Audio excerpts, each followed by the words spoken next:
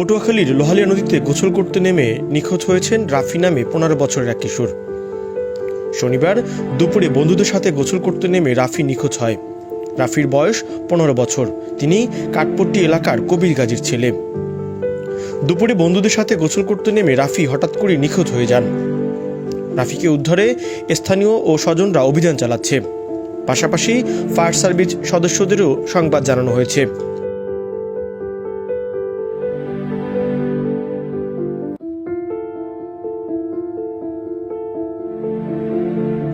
Rafi Patuakhali collectorate school and কলেজের 8ম শ্রেণীর ছাত্র।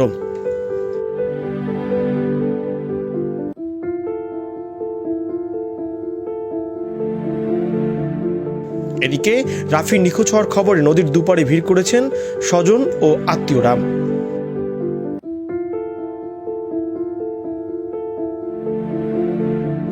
নিউজ ডেস্ক, খবর পটুয়াখালী।